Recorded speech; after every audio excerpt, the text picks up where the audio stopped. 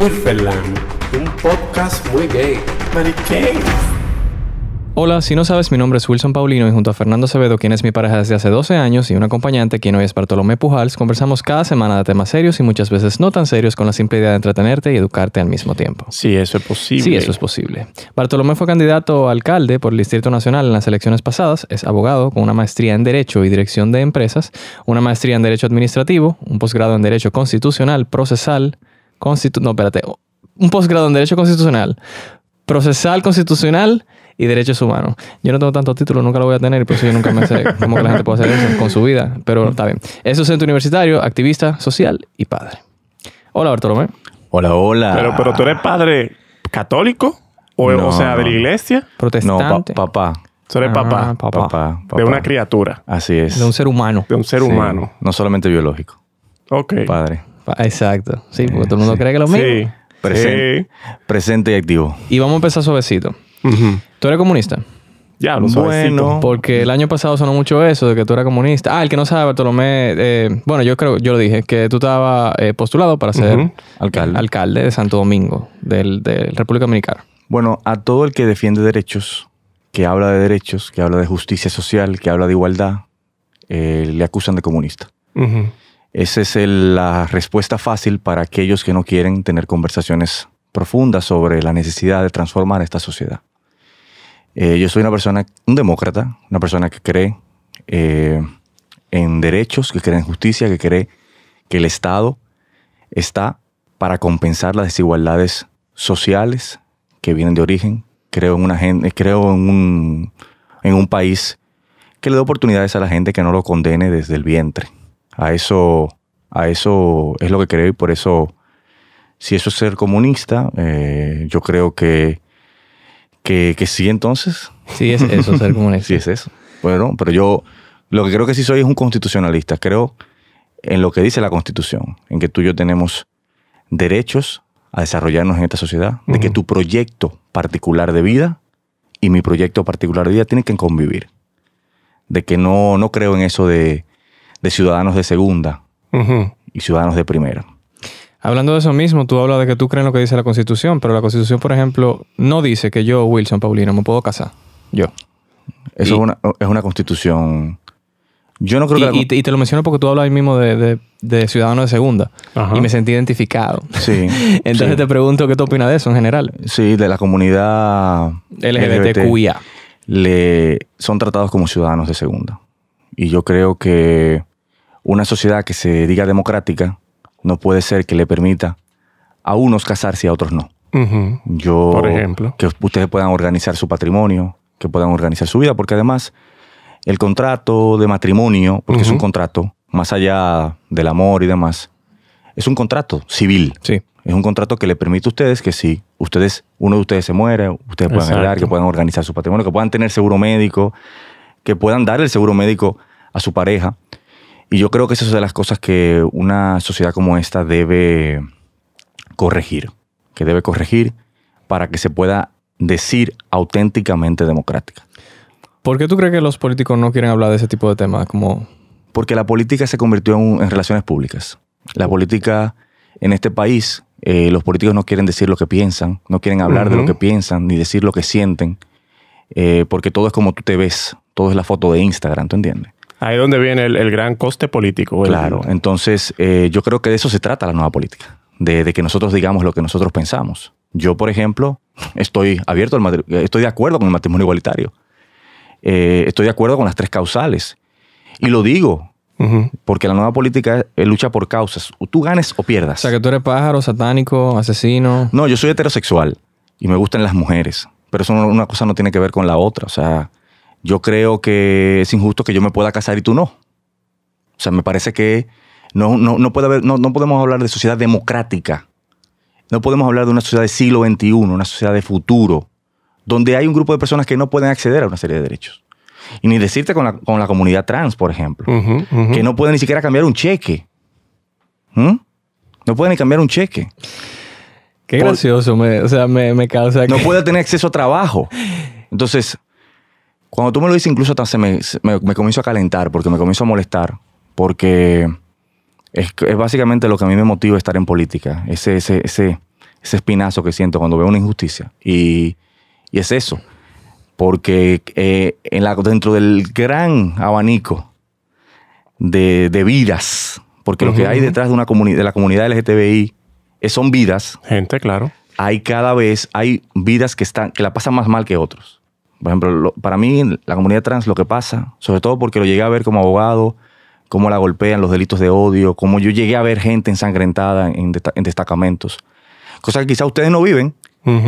Entonces, y ustedes tienen, por ejemplo, una ventaja, porque ustedes son blancos. Sí, privilegiadísimos. Imagínate si tú eres pájaro, negro, pobre.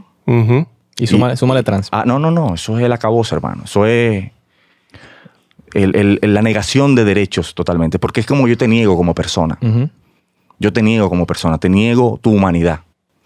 Y de lo que se trata es la política de que tu humanidad y la mía convivan. Si no, no sirve de nada el Estado de Derecho. Me reía porque me parece extremadamente gracioso, realmente, genuinamente gracioso, que aquí han venido otros políticos que tú le dices, no, porque la comunidad trans tiene problemas.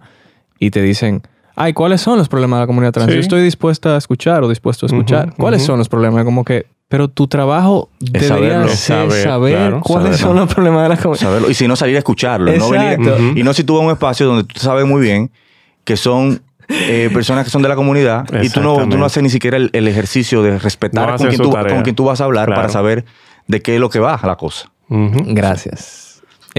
Bartolomé, yo no sé si esto es como de que metiéndole un dedo a la llaga, pero quiero preguntarte, ¿por qué tú crees que no ganaste la alcaldía? ¿Habrá sido por esos tipos de ideales que tú tienes? No, al contrario. Al contrario, yo creo que esta sociedad va por delante de su clase política. Okay. Yo creo que esta sociedad va muy por delante de su clase política. Le va muy por encima de los dirigentes políticos.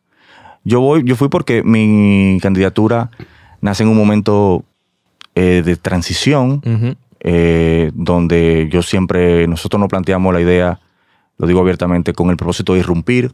En mi campaña, en mi candidatura no tenía padrinos, yo no tengo dinero, yo vengo de un barrio de mata hambre, he querido hacer política a cuenta propia, sin tener que estar bajándole la cabeza a otra gente. Y se daba en un momento en donde la necesidad democrática era salir del PLD. Entonces, las sociedades a veces entienden las cosas solamente de manera binaria. Sí. Y votar quizás, no iban a entender que había que votar, por ejemplo, por Abinader y votar por otra candidatura en la alcaldía, porque también el tema municipal, el tema de ciudad, es un tema que nosotros lo pusimos en la discusión. Ahora es que nosotros estamos como que hablando de eso. Sí. Entonces, nosotros como que allanamos el camino para que haya espacio para eso. Antes no se oía mucho de eso. Claro que no, y de transporte público, y de transporte colectivo. Fíjate que ahora la alcaldía, por ejemplo, está hablando de crear pares viales para transporte público. Y tanto el secretario general como la alcaldesa me acusaron de teórico a mí, porque yo hablar de esto. Y ahora lo están haciendo. Bueno, porque hay una voluntad presidencial que sí ha entendido el tema y lo está empujando. Entonces, fíjate cómo entonces se agarran y se montan de la ciclovía, se montan de esto, de cosas que decían que era teórico, porque dicen que los problemas de este país andan por otro lado. Sí. ¿Cómo vamos a hablar de ciclovía si tenemos que hablar de recoger basura, por ejemplo? Y ahora de repente, sí, espérate, la ciclovía. Claro, porque eso es relaciones públicas. Ahora, hay mucha gente que no le ha caído muy bien la ciclovía. ¿Tú sabes por qué? Porque como es relaciones públicas y está pensada para decir nosotros estamos haciendo esto y no está pensado de forma integral, porque yo estoy de acuerdo con la ciclovía, pero en lo que yo estoy primero de acuerdo es que tengamos transporte colectivo. Claro. Porque yo creo que los problemas colectivos se resuelven con problemas colectivos, con soluciones colectivas. Entonces, en el caso de la ciclovía, eso es parte de. Eso es una alternativa a la solución integral que es el transporte colectivo. Pero ellos no quieren hablar de eso porque eso implica tocar intereses, mafias que están metidas en el transporte y que los apoyaron a ellos. Entonces, imagínate. Claro.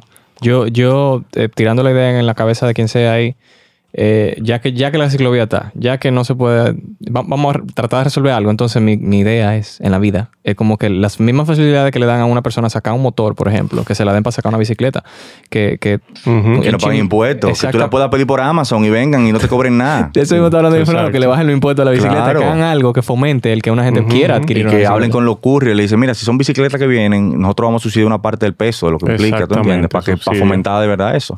Pero nadie quiere hablar de políticas públicas, ¿te entiendes? No, la chulería de la ciclovía. ¿no? Exacto. Déjalo de ese tamaño. Fernando. Yo quisiera saber, porque siempre hemos tocado el tema anteriormente, en otros episodios, de lo que pasó cuando fuimos a la Plaza de la Bandera. Que mucha gente fue durante la semana. Y ya había muchísima gente, pero yo tengo entendido que tú fuiste uno de los que estaban desde el primer día. Sí, yo fui en la tarde. Ajá. El mismo día que se cancela, porque eso fue por una cancelación de unas votaciones que tuvimos aquí. A las 10 de la mañana, yo me había enterado ya a las 7 de la mañana de que en más de 150 centros de votación mi cara no aparecía y la gente no podía marcar. Imagínate lo que era eso. Y a las 10 de la mañana, cuando yo fui a votar, seguía recibiendo los reportes y yo no me arrepiento del planteamiento que hice, que fue un planteamiento en 3 direcciones. La Junta Central Electoral tiene que renunciar en pleno, las elecciones tienen que suspenderse y la gente tiene que salirse a la calle a defender su democracia.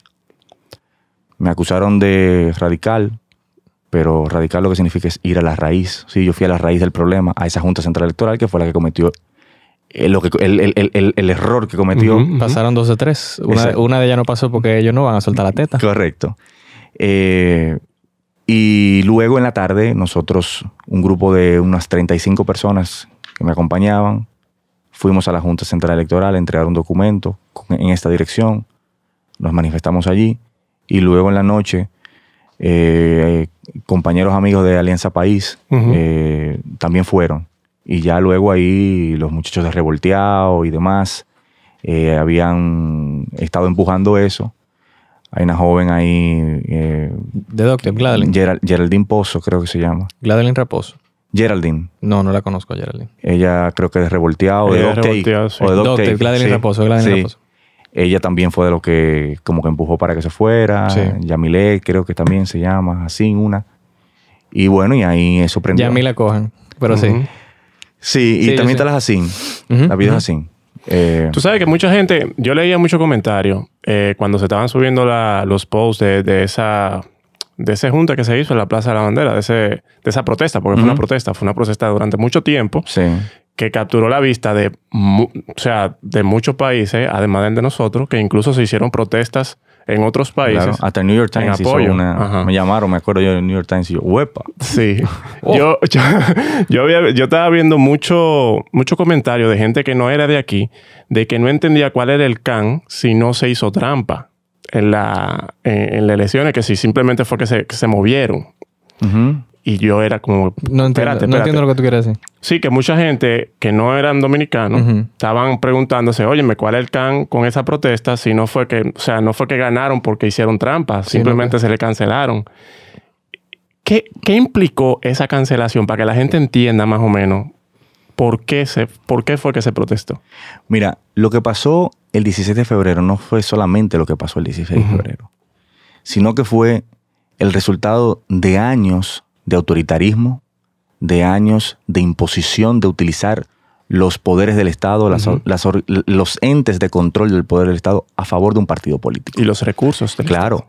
Lo que venía pasando, la actitud de la Junta Central Electoral fue la que la llevó ahí, porque fue una Junta Central Electoral que durante todo el proceso de conformación y elaboración y organización de las elecciones desoyó a gran parte de los partidos políticos, en este caso todos los partidos políticos de oposición, y a la sociedad civil y la ciudadanía en general. Porque estaba siendo dirigida por el partido de gobierno. Incluso fueron impuestos esos miembros de la Junta Central Electoral por el partido de gobierno.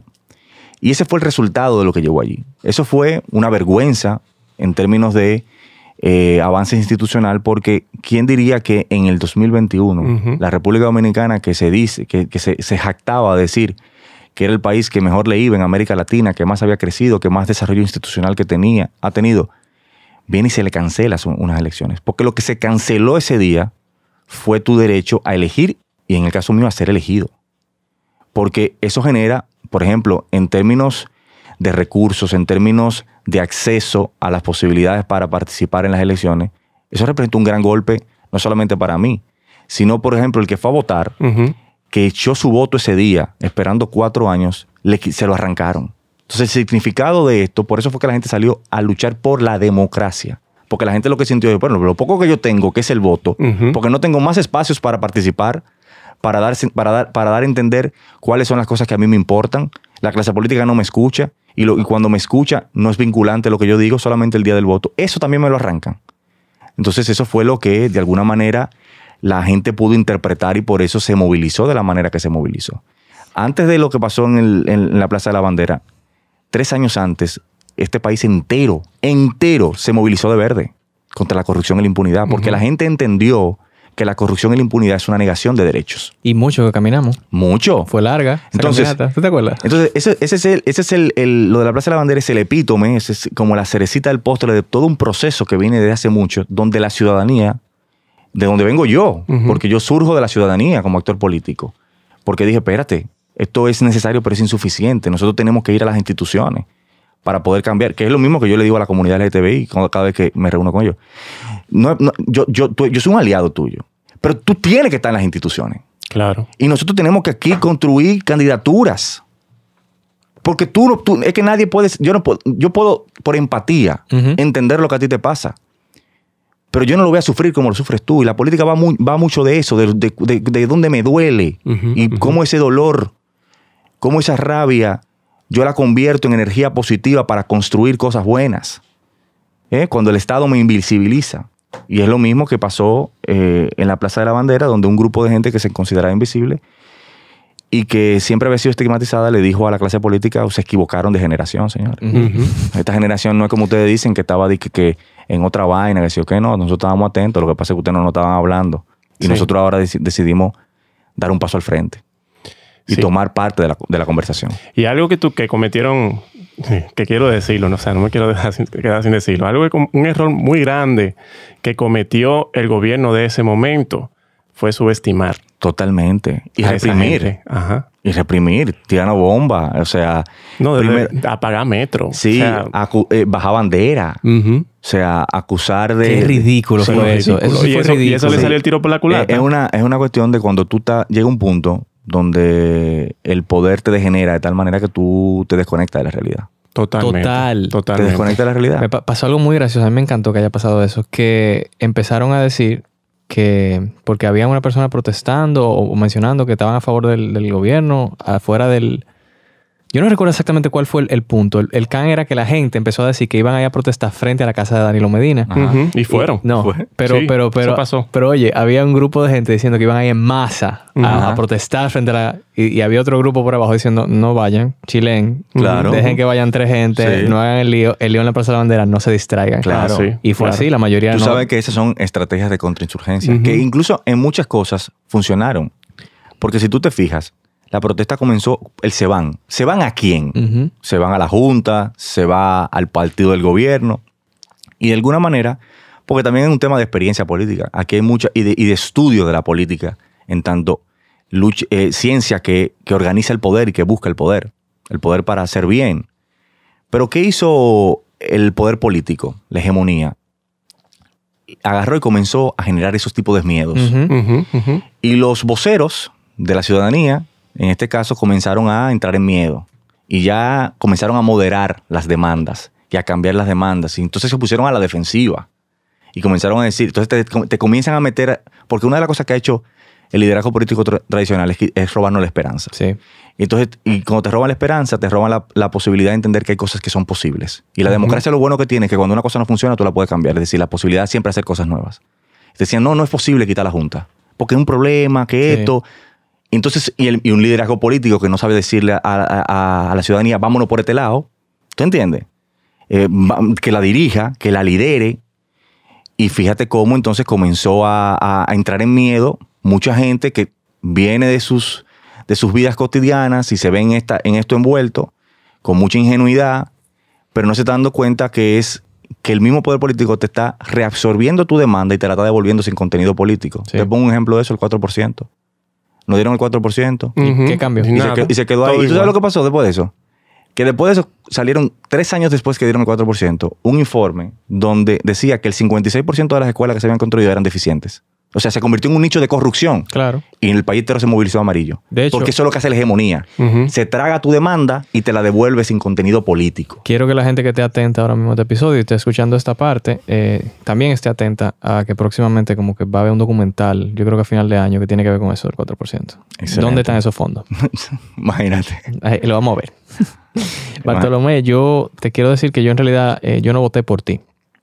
Y yo no voté por ti simplemente porque había un voto arraigado, creo que se llamaba, como que se alaba un voto por otro. Yo no conocía bien tu propuesta. Yo quería votar por Mario y por Mario Sosa, que no tenía ni siquiera que ver con la alcaldía directamente, o sea, cabeza de alcaldía. Como regidor. Exactamente, regidor. Y solamente porque yo quería votar por Mario, yo voté por esta niña. Claro. Sí. Y mucha gente también pasó así, porque también estaban en ese binarismo. O sea, no era el momento, o sea, no había como un espacio. Porque mira, también tú dices, tú votas por Mario, pero también tú estás evitando votar por el PLD. Porque también nos han enseñado a votar por dos opciones. Y eso es que ha comenzado a cambiar ahora. Entonces, mucha gente que me lo ha dicho, mira, yo no voté por ti, pero debí haber votado por ti. O gente que lo ha dicho públicamente. Pero que sabía, pero que estaba votando más que por esa propuesta. Estaba votando era por sacar a un partido en pleno de las instituciones del Estado. Y yo lo dije en el episodio de Guardianes de la Democracia, creo que se llama ese episodio, que a mí hasta me dio vergüenza, primero eso, y segundo, el que hice lo mismo en el voto general, en el voto del presidente, que voté por el PRM por no votar por el PLD, y una persona de muy bajo recurso, que es amiga mía, que ese día nos vimos, me dijo, ¿por quién votaste? Yo le dije, no, por el PRM. Y me dijo, yo no, yo voté por Alianza País. Y yo me quedé como que, mierda, pero yo creía que ella como iba a tener la misma posición que yo, de déjame salir de estos ladrones, porque ella me lo decía, como que estaba harta, que sé yo qué. Y yo le pregunté, ¿por qué Alianza País? Y me dijo, porque yo no soy pendeja. Yo no voy a votar por lo mismo para sacar a otro. Yo voy a votar por algo diferente. Mira, yo creo, porque también hay un tema, y yo, por ejemplo, puedo entender. Lo que pasa es que si aquí el tema ciudad hubiese tenido más fuelle, o sea, que tuviese más desarrollo, la gente lo pensara más, hubiese sido quizá diferente. Y yo creo que es un gran logro que las elecciones municipales estén separadas de las elecciones presidenciales y congresionales, porque le da principalía. Claro. Ahora, yo sí era de lo que entendí, y se lo decía a mis amigos de Alianza País. Aquí había una necesidad democrática, y era salir del PLD. El PLD era una retranca para la democracia. Y el PRM se está equivocando en muchísimas cosas, está poniendo huevo, perfecto. Pero ahora es posible tener una serie de discusiones que no se podían tener antes. Ahora uno puede respirar un chin para ver cuál va a ser la táctica. Claro, y para tú... O sea, mira, como comunidad, por ejemplo, para hablar sobre estos temas, antes tú estabas concentrado en luchar por un mínimo de institucionalidad. Ahora tú por lo menos puedes decir, mira, vamos a meter estos temas, avanzarlo, hablar del fondo del tema. O sea, antes lo que estábamos luchando es porque, señores, por cosas tan elementales, tan predemocráticas, tan prerepublicanas, como que no se roben el dinero, loco. O sea, como que tengamos una Cámara de Cuentas, señores, independiente, autónoma, que tengamos una Junta Central Electoral que no sea lo que teníamos, que tengamos unas altas cortes que no estén llenas de dirigentes políticos. Hermano, entonces, que tengamos un Ministerio Público independiente. Exactamente. Ahora podemos al menos respirar un chin. Entonces, y eso falta mucho y hay que seguir empujando, porque los políticos funcionan por incentivos. Y hay que generarle condicionamiento para que a veces tomen determinadas decisiones. Para eso por eso la vigilancia ciudadana no puede bajar, no se le puede bajar ni un tantito así. Pero ahora es posible generar una serie de discusiones y conversaciones que antes era imposible. Era imposible. ¿Y tú, Bartolomé, te vas a postular para el 2024? Sí, es muy probable que sí. ¿Alcaldía? Sí. Para la alcaldía. Sí. Todo depende de muchas cosas, pero si tú me lo preguntas ahora, esto es un proyecto que nació para llegar a la alcaldía y que quiere transformar esta ciudad. Sí, ahora con otros, evidentemente, construir otras alianzas, construir una articulación más amplia de actores, porque nosotros nos planteamos un propósito que fue irrumpir. Nosotros salimos a crear una organización política para la capital. Nos negaron el reconocimiento de manera ilegal. Tuvimos que ir a tribunal, el tribunal nos reconoció el derecho y ahora es que estamos esperando que nos den el reconocimiento. Por eso fuimos aliados de Alianza País. Hay gente que cree que yo soy miembro de Alianza País, somos aliados y fuimos en un acuerdo. Pero si yo me planteo ahora la alcaldía, va con el propósito de que podamos ganar y de que podamos transformar esta ciudad, porque yo creo que ahora sí es posible que generemos una conversación en esa dirección. Que tengamos un debate, de verdad. Háblame de esa parte, que tú dices tú eres aliado de Alianza País. O sea, sí. ¿Quiere decir que tú no eres del partido de Alianza País y que tú eres de otro partido? Sí, del país que queremos, que es una organización política que está esperando el reconocimiento. Okay. Es una organización política solamente para la capital. Es la primera agrupación política provincial del Distrito Nacional que se tendría a partir de la nueva ley e incluso de la vieja ley que nunca se llegó a hacer una para el distrito. Nosotros estamos esperando el reconocimiento porque la Junta Central pasada, ilegalmente, como dije, nos rechazó el reconocimiento ¿Pero alegando qué? No, bueno, fue en un párrafo que nos respondieron. Una de las cosas que ellos decían era que nosotros no habíamos completado un porcentaje de firmas.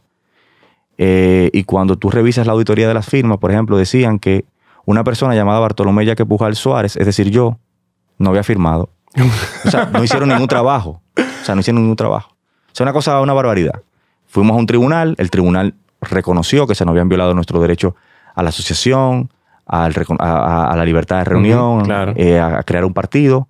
Así lo hizo, y la actual Junta Central Electoral, todo apunta, como veremos en los próximos meses, que nos dará el reconocimiento y nacerá esta organización política para la capital. Y cuando tú entres a la alcaldía y tú te des cuenta de lo sucia que es la política. Yo me di cuenta ya. ¿Ya te diste cuenta? Yo lo anticipo porque... O sea que sí, la política aquí en Dominicana es sucia. No, y en todos lados. Okay. Mira, pero cuando yo no digo sucio, no lo digo porque tú a lo sucio no le pones la mano. La política es una lucha por el poder. Es una lucha por el poder. Y yo creo que nosotros tenemos que entender eso, de que de lo que se trata es de ir al poder para hacer las transformaciones. Hay quienes no querrán hacerlo. La política lo que se trata es de intereses. Claro. Los intereses que están en la sociedad. Nosotros lo que tenemos que ver cómo nosotros cambiamos esas correlaciones de fuerza para que las fuerzas a las que nosotros pertenecemos sean mayores. Jugamos evidentemente de visitantes. Ellos juegan de home club con el umpire de su lado y pagado por su nómina, lo cual es una lucha desigual. Pero yo no utilizaría el sucio, porque eso es lo que hace que la gente no se meta en política. Ajá, y yo lo que creo que si tú no te metes en política, la política se mete contigo. Porque la política todos los días se mete contigo. Se mete en tu bolsillo, se mete en tu vida. La política es lo que impide que ustedes se puedan casar. Sí. Y es muy bueno que tú digas lo de los intereses. Claro. Porque así mismo como hay personas que luchan por los intereses privados de cada quien, entonces tienen que llegar personas que luchen por los intereses comunes. Del colectivo. Exacto. Claro. Entonces, eso no quiere decir que la política es para todos. Porque la política, como dice un político español, es una trituradora de seres humanos. La política es muy dura. Te somete a mucha vulnerabilidad, te somete a mucha inestabilidad. Es un sacrificio que no todo el mundo está dispuesto a hacerlo, pero dentro de las pequeñas cosas que a veces uno logra, yo creo que se compensa todo el sufrimiento en determinados momentos. Y yo creo que, sin lugar a dudas, yo no pudiera ser Bartolomé si no fuera a través del servicio, entender el servicio público, la política, como una manera de generarle bienestar a la gente. ¿Qué te ha costado a ti? A mí me ha costado amistades, familias que son enemigos, oportunidades de trabajo. Me ha costado dinero, mucho. O sea, por ejemplo, muchas puertas que se te cierran por tus posiciones. Así como aquí es moneda de curso legal que una persona de la comunidad no le den trabajo por ser gay, o que la discriminen por ser gay, o que por ser trans. A ti te discriminan por ser tú. Entonces, el político que plantea sus posiciones y dice lo que piensa, en una sociedad como esta, tan cerrada, eso te hace que te etiqueten. Claro. Y tú pierdas muchas oportunidades. Yo soy abogado, siempre he vivido de mi profesión, del ejercicio profesional.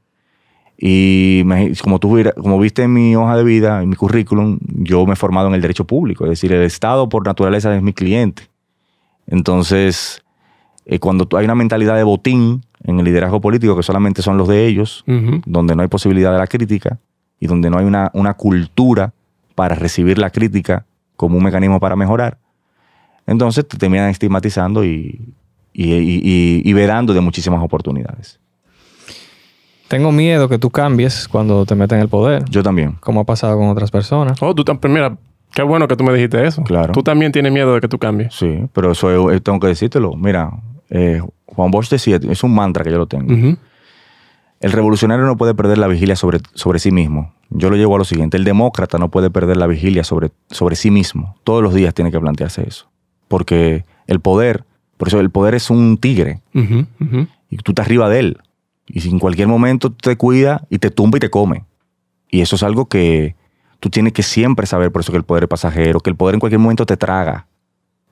y te quita tu esencia, te da otra. Dicen que devela, no, yo creo que la gente cambia incluso para el mal. Entonces, eso es algo que yo siempre me lo digo, me lo pregunto. Le tengo miedo al poder, pero no me paraliza. O sea, voy detrás de él para poder influenciar, para poder hacer cosas. No sé hasta dónde llegue, porque en la medida en que tú avanzas, tú vas entendiendo más cómo funciona esto. Y trata siempre de ver cómo no negociar contigo, con lo que te caracteriza. El que te diga a ti, no, yo no voy a cambiar, si o qué, cuidado, yo no se puede ser categórico en eso, porque es que es toda una cuestión que tiene que ver con el alma humana incluso. Claro. Entonces, yo lo que sí trato de rodearme de personas que me ayuden a mantenerme aterrizado, que me digan las cosas para que no se me suba aquello a la cabeza. Y entenderlo, eso es importante, crearte círculos de contención en esa dirección. Eso es importantísimo, porque yo creo que los grandes políticos que han como llegado, por ejemplo, a la presidencia, su caída ha sido precisamente que se han rodeado de gente que le digan sí, muchos lambones. Entonces tú tienes que tener siempre, por eso no se puede perder el demócrata no puede perder la vigilia sobre sí mismo. Eso es un mantra que me lo repito. No me lo quiero tatuar, porque si cambio me voy a joder. Sí, porque voy a tener esa... Entonces sería trágico, pero te lo digo abiertamente. Yo creo que hay que reconocerse en eso, en esa humanidad, porque es lo que te permite estar alerta. Bueno. Si tú eso lo sacas del sistema, cuando viene a ver, te jodiste porque la vaina te absorbe. Yo voy a tratar de joderte entonces. Yo creo que tú estás tambaleando. Sí, no, es así. Y además eso te da fuerza, ¿tú entiendes? Porque además tú un camino muy solitario. Vamos a hacer una pausa, Bartolomé. Vamos a darle. ¿Por qué, Fernando? Porque necesitamos dinero. Por eso mismo.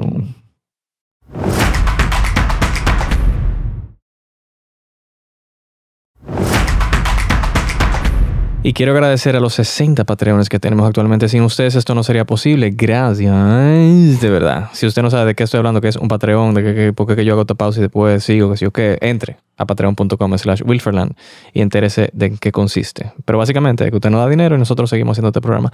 Porque la pobreza, ¿verdad? Bartolomé, te voy a mencionar 3 cosas y tú me vas a decir lo primero que te llegue a la cabeza cuando yo te lo diga. Dale. Dembow. PLD. Barrio Alante. Inquietos. Rafael Paz. El Real Force. More, qué fuerte.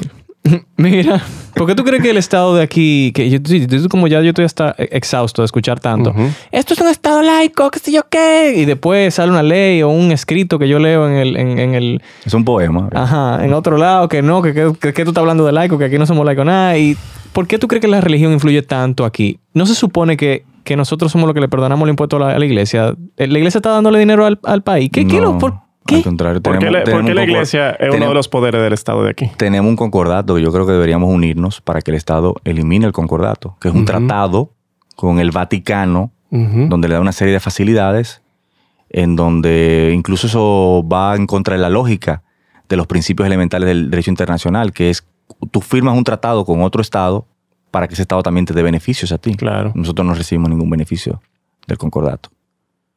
Entonces, no tiene ningún tipo de sentido.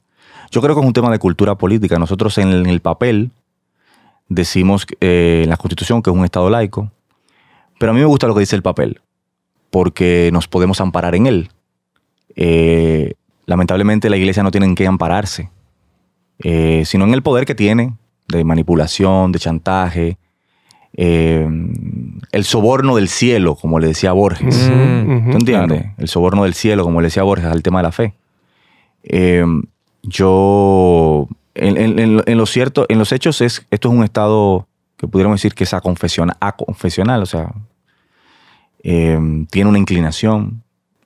Fíjate que aquí un presidente sale del Congreso cuando gana, cuando toma la posición, y después se va a dedicar un Te Deum en la catedral. ¿Por qué? ¿Por qué lo hace? Se supone que y él no está representando a los que no son cristianos ahí, los que no son católicos, ni siquiera a los que son evangélicos, protestantes. Entonces yo creo mucho en eso tú puedes tener tu fe, evidentemente, pero la fe para lo que sirven es para tu conducta privada. Tú no la puedes llevar al ámbito de lo público. Tú no puedes pretender que tus conductas privadas, que como tú botas la basura en la casa, todo el mundo bota la basura de la misma manera. O como tú haces el omelette, o como tú te bañas. Esos son partes de tus hábitos, de tu rutina, de cómo tú quieres vivir tu vida. Eso no puede ser parte de las políticas públicas. Y eso es lo que ha pasado con la iglesia. Porque, señores, hay que decirlo, o sea, venimos de tradiciones judío-cristianas, donde hay la época colonial todavía, esto es un estado todavía colonial, donde tiene mucho peso, el peso de la iglesia, pero lo que se ha demostrado, lo que hay que enseñar a la política, es que eso no genera ya votos. Porque está ahí. Sí, lo vimos. Está ahí. O sea, todos los que agarraron y fueron a firmar con las iglesias, que sé yo qué, quien resultó electo ahí es porque tiene un peso, un bagaje político antes de, o sea, pero la mayoría se quemaron. No pudieron pasar. Y yo te voy a decir una cosa. Yo fui el único candidato que hablé siendo candidato a alcalde, que no debía. Pero me lo preguntaron en conversaciones. Yo estoy a favor de la legalización de la marihuana, por ejemplo. Y estoy a favor del matrimonio igualitario. Tú me podrás decir, bueno, el matrimonio igualitario ahora. Y yo, bueno, es un tema de derechos, tiene que ser ahora. Ahora, yo lo que creo que para que el matrimonio igualitario pueda ser una demanda concreta, tiene que haber representantes de la comunidad luchando por eso. Sí. Que es lo que yo he criticado a la comunidad. Y se lo digo a mis amigos de la comunidad. Señores, tú tienen que organizarse. Tienen que ser candidatos. Yo me maté buscando un regidor que se fuera abiertamente gay, que quisiera asumir una candidatura. No iba a pasar. Entonces, como lo hizo, por ejemplo, Davis Ventura. David Ventura, que fue gobernador de diputado. Yo se lo dije a Johan Nature. Sí. Que él ten eso. Y yo, hermano, cuenta conmigo.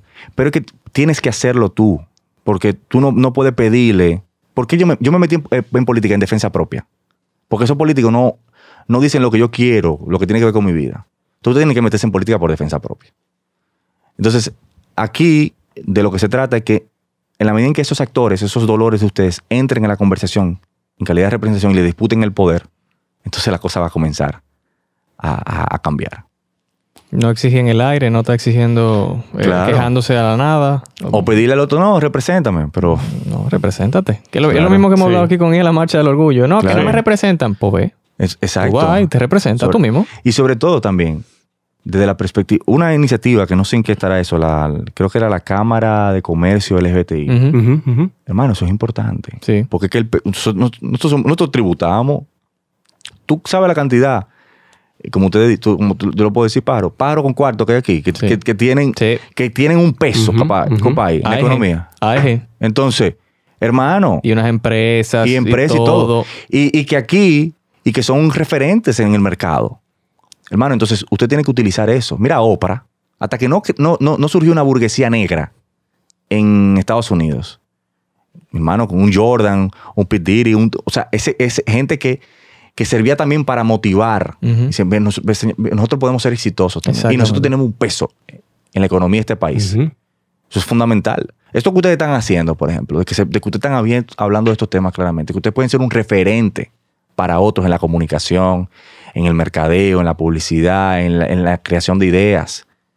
Eso es porque si no hay un referente, coño, porque cuando a ti te ven y ustedes lo dicen, mira, pero nosotros somos una pareja gay, viejo, también. Nosotros podemos hacer otra cosa. Exacto. Tú animas al otro que lo haga. Pero como yo puedo motivar a otros a que se metan en la política. Exacto. Cuando conocen tu historia, y tú sabes la cantidad de gente ya de verdad que me escribe a mí, que se ha motivado y que quiere participar conmigo.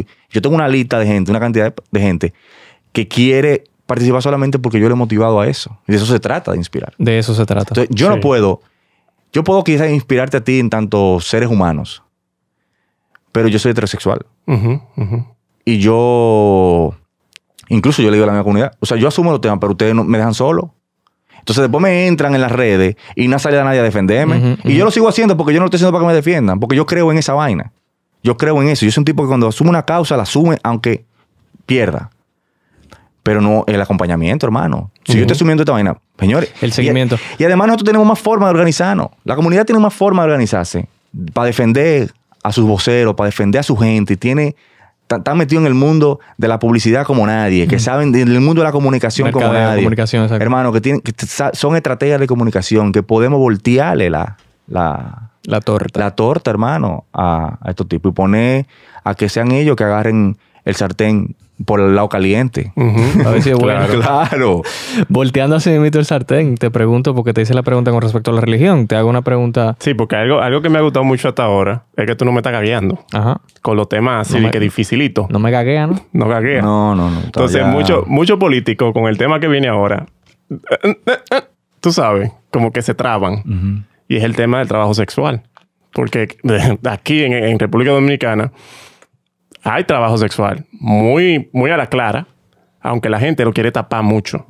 Y los políticos no hablan de eso. Y lo requieren. No es que aquí hay trabajo sexual y punto. Es que aquí hay una cultura de trabajo sexual masculina y femenina que es parte arraigada de la sociedad. Y estoy hablando, por ejemplo, de los Sanky-Panky, por ejemplo. Sí, el turismo sexual. Películas, claro. Exactamente. Película pero famosa fuera de aquí. Esa Sanky-Panky es una película de culto fuera de aquí. Totalmente. Entonces, me han preguntado por mí fuera de y yo, sí. Sí, exacto. Entonces, ¿qué te iba a preguntar, Fernando? No, precisamente eso. Como que, ¿qué contemplan las leyes? Porque hasta donde nosotros sabemos, la prostitución, por ejemplo, es alegal. No es ni ilegal ni tampoco legal. Hay un vacío. Simplemente hay un vacío que no está contemplado. Sí es el proxenetismo sí, los pimp. ¿Qué tú entiendes que se debería hacer en cuanto a las leyes con el trabajo sexual? Pregunto, ¿Cómo protegerla, por ejemplo? El trabajo de Bartolomé, ¿sabe qué se va a hacer con, no, pero con nosotros los cueres? Y yo tengo posiciones sobre eso. Exacto. Ahora, mira, yo estoy muy enterado sobre ese tema. Posiciones sexuales. En mi intimidad, claro. Sí. Ahora, como alcalde también me imagino que tú tienes que bregar con eso. Totalmente, porque, por ejemplo, lo que se trata de un alcalde también es defender a su gente. ¿Y dónde están las, por ejemplo, las prostitutas que están en la calle? Que sufren violencia, que las atracan, que las matan. Mira, hay una discusión sobre este tema del trabajo sexual. Hay abolicionistas y hay quienes están de acuerdo con regularizarlo. Yo creo que es una discusión que primero tiene que ponerse de acuerdo a lo interno. Ahora, mi posición es, en lo que se resuelve ese tema, yo creo que hay que garantizarle derechos. Yo creo que hay que crearle un régimen simplificado de tributación, que puedan acceder a la TCS, que puedan tener acceso a servicios, organizarlas, crear zonas rojas, por ejemplo, como en Ámsterdam. Yo fui a Ámsterdam y di la vuelta y conocí todo esto. Y es algo que le aporta al Estado muchísimos impuestos. Porque además hay un tema de salud pública ahí, que el Ministerio de Salud Pública revise, le haga estudios, que cuide por su salud, que ellas puedan cotizar, como te dije, a la seguridad social. Eso me encantó, eso que tú dijiste. Para que puedan tener acceso a una pensión. Claro. Al seguro ese, claro. SENASA. Sí, exacto. Ya la discusión más, si se quiere, filosófica sobre el tema, porque yo he podido profundizar y hay quienes dicen, bueno, hay quienes llegan al trabajo sexual por vulnerabilidad. Es verdad, un gran porcentaje. Pero también he visto muchos testimonios de trabajadores sexuales y trabajadoras sexuales que lo hacen porque lo entienden como un trabajo. Claro. Incluso ya yéndome al tema del porno, por ejemplo. Actrices porno que defienden su trabajo y lo ejercen a conciencia, no digo porque llegaron ahí por una condición de vulnerabilidad. Mujeres que vienen de clase media y se meten a ser actrices porno. Entonces, eso tiene mucho que ver con la libertad individual. Entonces, yo creo que el mecanismo es garantizar la libertad individual de que tú lo puedas hacer. Si tú lo quieres hacer, yo te voy a garantizar derechos, como existen en otros países. Te voy a garantizar zonas seguras, acceso a servicios básicos, que tú puedas cotizar, que tú puedas tributar, que tú puedas ser un ente productivo. Porque tú, dentro del marco de tu libertad individual, has tomado la decisión de dedicarte a eso. Ya el tema de si yo no creo que el Estado deba asumir una actitud abolicionista sobre el tema, porque sería asumir una actitud de prohibir. Y yo no creo en prohibir, porque el prohibir lo que te genera los mercados negros. Exactamente. Totalmente. Eso tiene que ser un tema de cultura ciudadana, que lleguemos a un punto en donde ya la necesidad se extinga. Pero yo no creo que se va a extinguir. Y más en un mundo en donde cada vez la gente toma más control y más conciencia de su cuerpo y de que su cuerpo le pertenece. Asumir una actitud abolicionista desde el Estado, políticas prohibitivas en ese sentido, es esto de la biopolítica, el control de los cuerpos. ¿Qué es lo que pasa con el tema de las mujeres? Eso es biopolítica. Lo que pasa con la comunidad LGTBI, cuando no te dan derechos, eso es biopolítica, yo te controlo. Porque tenemos una constitución heteronormativa, ¿tú entiendes? Que privilegia Y eso tiene una razón incluso de tipo económica. Que hay que discutirla para que todo el mundo pueda sentirse representado en el Estado. Ahora mismo yo pudiera entender perfectamente que tú digas, yo no me siento dominicano. Y no en el sentido de nación, no en el sentido de la identidad, sino en el sentido de los derechos. Porque yo tengo más derechos que ustedes. Sí. Totalmente. Quiero preguntarte, hablando de derecho, hablando de constitución, si mal no recuerdo, es muy gracioso esto, porque nosotros podíamos habernos casado hace como 10 años, creo, en este país. Porque en la ley no contemplaba. La Constitución. En la Constitución no contemplaba un hombre y una mujer. Eran cuando dos personas deciden irse a que sí o qué y se registraban. No hacía la distinción. No hacía la distinción. No. Y parece que alguien se dio cuenta, se asustó. No, la iglesia. Eso fue en el 2010. Eso fue así. Sí. Incluso... Y lo pusieron hombre, la unión entre un hombre y una mujer. Señora, aquí hay precedentes jurisprudenciales, es decir, sentencias de cambio de sexo. ¿En este país? En este país. ¿Qué? Se lo voy a hacer llegar. Estoy en shock. Sí, claro que sí. De cambios en el acta... ¿Y por qué eso no se hace noticia ni se habla? No, pero eso fue hace mucho. Eso fue en años 90, 2000. O sea, de cambios del acta de estado civil, en este caso de acta de nacimiento, y hubo un cambio de nombre de una persona que nació como hombre y era ahora una mujer trans. Exacto.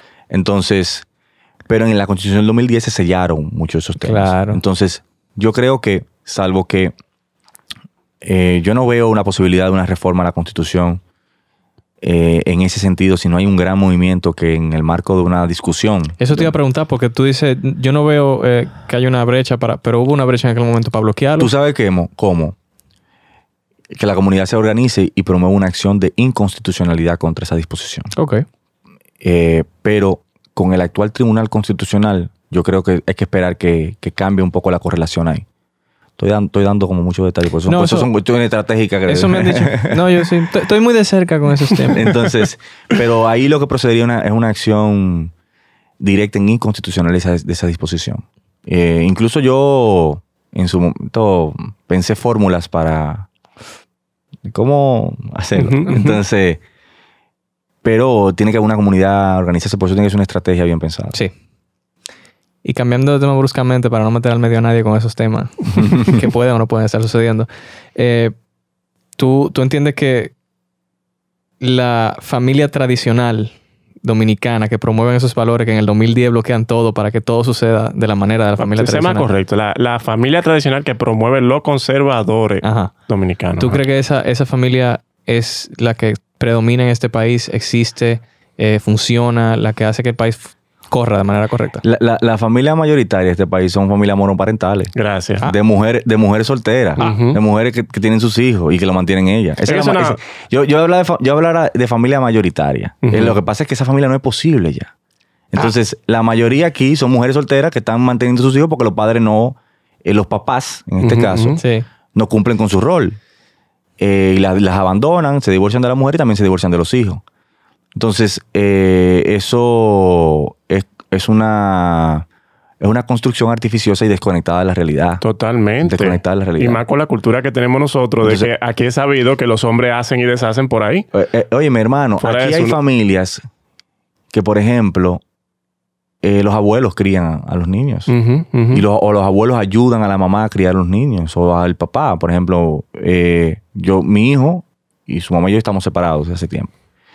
Pero a mí, en la crianza de mi hijo, mis padres han sido estelares, acompañándome. Entonces, yo no soy una familia tradicional. Exacto. Yo no soy una familia tradicional. Y la tía también. La tía incide muchísimo en acompañarme y en suplir cosas que yo no puedo suplir. ¿Entienden? Entonces, los divorcios van en aumento. Ahí están las cifras. Vamos a la oficialía de Estado Civil, que vamos a encontrar más gente divorciándose que gente casándose. Entonces, el que quiera casarse, que se case para que pueda regularizar su situación patrimonial, que de eso se trata. Sobre todo, por eso se llama contrato de matrimonio y está en el Código Civil. ¿Tú entiendes? Sí. No está en el Código Canónico, nada más le sirve a la iglesia. ¿Tú entiendes? Y ya. Y a mí me encanta cuando esos conservadores que tanto promueven esa familia terminan también divorciándose, por ejemplo. Yo hay una diferencia. Porque hay conservadores, los conservadores no son malos en sí, yo diría reaccionarios. Porque un conservador, por ejemplo, un conservador en Estados Unidos es una persona que busca preservar ciertas instituciones. porque funcionan. Que las instituciones públicas sigan funcionando de tal manera en esos países donde hay, por ejemplo, cultura democrática. Pero el reaccionario es el que quiere quitar derechos. O que quiere mandarte para atrás. Que no quiere que la sociedad avance. Entonces, ¿de cuál es que tú estás hablando, Fernando? De reaccionarios. De reaccionarios. ¿Tú estás hablando de Rafael Paz? Porque Yo estaba hablando de Rafael Paz. Deja tu chisme. Rafael Paz es reaccionario. Porque Él no es conservador, es reaccionario. Porque se divorció, otro que está Sí. Deja tu chisme, Y él Fernando. fue uno de los que más luchó por la familia tradicional. Fernando, Sí. deja tu chisme, ¿viste? Sí. Deja de estar mencionando a Rafael Paz. Entonces, Soy yo que lo mencioné otra vez. Está bien, Sí. perdón, escúchame, discúlpame. No fue mi intención. Gente que se divorcia no quiere que el otro se case. Exacto. Y no di que por protegerte de esa vaina, di que no. Bartolomé, tú tienes un hijo, tú acabas de decir que influye mucho tu familia alrededor de él, pero de ti, ¿qué tú quieres que él se lleve? Yo quiero que mi hijo se lleve de mí un ciudadano que fue un ciudadano a tiempo completo, que ejerció sus derechos a plenitud y que luchó por los derechos de los otros. Yo quiero que mi hijo, así como yo, donde vea una injusticia, se pare y diga, espérate, no. Delante de mí por lo menos no va a pasar. Que luche contra la injusticia. Porque yo creo que en la medida en que tú luchas por la injusticia y le generas bienestar a otro, te generas bienestar a ti. Claro. Eso es lo que yo quisiera que él se lleve. Que su papá no le falló ni se falló a sí mismo. ¿Tú comes molondrones? Está loco, ni bajo tortura. Tan bueno que son unos mondroncitos No. guisados. No, bájale algo, hermano. ¿Y qué música tú escuchas? De todo. Vivaldi, Bach, de todo. Dembow, no. Ópera suiza. Tú oyes dembow. No de manera sistemática. Sé lo que puede estar escuchando, lo escucho, pero no. ¿Te escuchaste de Desacato Escolar? ¿De Toquicha? Sí, claro. Ah, ok. Sí, y se la mostré a mi hijo incluso. Perfecto. ¿Qué opinión te merece Desacato? Que es una realidad. Hermano, eso es lo que está pasando ahí. Vamos a matar al mensajero. Exactamente. ¡Ay! Vamos a matar al mensajero. O sea, porque es que ella no se está inventando nada. Ella es una amanuense, Ujú. para ponérselo en términos literarios. Una intérprete de lo que está pasando en la realidad. Qué rico. Entonces, hermano, eso es lo que está pasando, de verdad. Hay un desacato porque no hay falta de educación. Aquí las iglesias no quieren que se le dé educación sexual a los Ujú. niños. ¿Tú quieres que no necesita desacato escolar? Vamos a dar educación sexual. Y dejen de estar metiéndose en eso. Que también se quieren meter en eso, en que haya educación sexual en las escuelas. Tú hablabas mal de Toquicha, que yo te iba a tirar algo, porque aquí somos pro Toquicha. No, yo soy protoquicha también. Está bien. Pero yo soy sobre todo rockero, viejo. Sí. Soy rockero. Escucho rock como es lo que yo me siento escuchar, por ejemplo. Me gusta mucho la salsa. Merengue de los 80 los escucho. Yo colecciono LP, por ejemplo, vinilos. Y Qué fino. eso es medio izquierda gourmet, ¿tú entiendes? Sí, izquierda caviar. Entonces, pero colecciono vinilos como un acto de rebeldía contra la modernidad. Porque es muy fácil, un playlist, Sí. tú le das para adelante, pero esto no, esto te obliga a escuchar A sentarte la ahí. canción. Si se te pasó una línea, espérate, coño, que vuelve para atrás. Como que a vivir la vida más lenta. Me Sí. obliga a vivir la vida más lenta. Y a Entiendo. disfrutar el proceso de escuchar incluso música. Porque es que tú lo tienes como todo ahí. Entonces, pero el LP no, el LP es un ritual. Tú lo sacas, lo limpias, lo pones, te sientas frente al plato y disfruta la experiencia de otra manera. O sea, te ralentiza en una sociedad que va demasiado rápido. Veo a Fernando como brillándole los ojos, que ahorita está él en eso también. que Sí. quiere estar- Carajo. Sí. Mire, ¿y tú bebes romo? Literal, romo. Romo. Romo. ¿Brugal de mallita? ¿Cuál? Sí. Brugal De mallita. El Barceló me está cayendo muy mal. Ok. Pero tú sabes que cómo se cura beber romo malo, bebiendo romo bueno. Entonces yo también he comenzado a beber romo bueno. ¿Cuál? Por ejemplo, me gusta mucho el Zacapa. Me gusta también no, pero él se fue lejos. los Yo- Punta Cana. Me gusta. Yo te iba a decir, de arriba de la mallita el XB y después leyenda, pero no, tú te fuiste. No, el Equibe no me gusta leyenda. Ok. Pero sí, yo me doy mi gustico de el ron Olivier, de Punta Cana, me gusta. Cada vez que puedo viajar a un lugar, busco rones de ahí. Me gusta el flor de caña nicaragüense. Ay. Ahora hay uno muy bueno que se llama Barrica Única, muy bueno también, el 1888. No, pero discúlpame, que era una pregunta súper casual. Ya yo te Me fui en ron, me fui. El tigre se fue en romo. Me emocioné. Bartolomé, Esto ha sido muy grato para mí. No, para mí también. Honestamente. Me sentí muy cómodo. Yo te quiero preguntar dónde uno puede encontrarte, ver todo lo tuyo, tus propuestas, tus no propuestas. Bartolomé Pujals en todos los lados. Mi página web está ahí. Ahí incluso está todo lo que nosotros planteamos en la campaña, nuestra propuesta municipal. La gente me dice, ¿qué tú propones? Ahí está. Un plan de gobierno completo. Ahí están. Ahí está la referencia. Tú le estás haciendo la tarea. Claro, pero no quieren. Como dice Jaraga Kiko, ni copiando aprenden. Ustedes ni copiando aprenden. Entonces... Ni mirando aprenden. Que ni mirando aprenden. Entonces, pero te digo, mira, cuando te dijeron me sentí muy cómodo, te quiero motivar eso. Me sentí muy cómodo porque yo creo que se necesitan estos espacios para hablar con este nivel de distensión. Salir de un poco de lo enlatado, del discurso enlatado.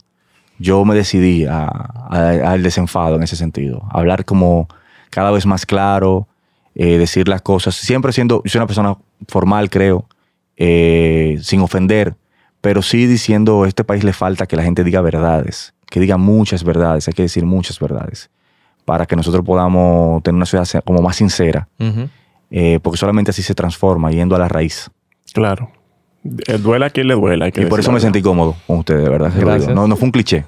Gracias. Nosotros también. No estoy relajando ni estoy exagerando. Quiero agradecerte, Bartolomé. Quiero agradecer a Fernando. Gracias, Wilson. Y quiero agradecer a Wilson. Gracias, Wilson. Decirle a la gente que sean altruistas, que compartan este episodio, que escuchen Masculinity, que es otro podcast. Es un podcast de Johan Nater, que lo mencionamos en este episodio. Y no es de la familia de Óyete Esto, pero si usted quiere escuchar el podcast de la familia de Óyete Esto, nada más tiene que poner Óyete Esto en sus lugares de podcast y también escuchar otros. Y agradecerles, chicos, de verdad. Pásenla bien. Gracias a ustedes, señores. Bye. Gracias. Bye. Woodfordland, un podcast muy gay. Mariquén.